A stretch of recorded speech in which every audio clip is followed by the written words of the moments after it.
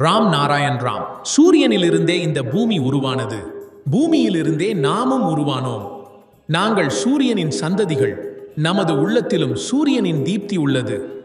சகலவிதமான சக்திகளின் விதைகளும் நம்முள் உள்ளன. அப்படியானால் நாமும் சூரியனைப் போல் பிரகாசிக்க வேண்டாமா? இந்த மனம் எப்போதும் சுற்றித் திரியும். அது முடிவற்றது. அதன் சக்தியும் சூரிய சக்தியை விட குறைவானதல்ல. சூரியன் ஒரு திசையில் மட்டும் அல்ல, அனைத்து திசைகளிலும் ஒளி பரப்புகின்றான்.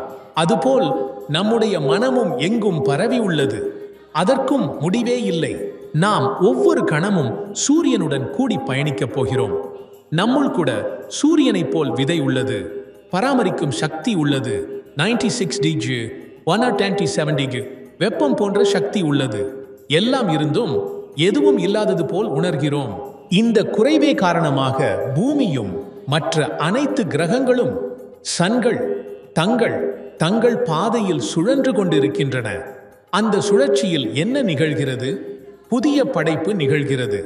இன்றும் பலவிதமான படைப்புகள் உருவாகின்றன. அதனால் இக்குறை இன்னும் நிறைவேறவில்லை. இந்த எல்லா கிரகங்களும் உபகிரகங்களும் தங்கள் தியானத்தில் ஆழ்ந்திருக்கின்றன. பூமிக்கும் தனது தனிப்பட்ட உணர்வு சக்தி உள்ளது. ஆனால் அது கண்களுக்கு புலப்படுவதில்லை.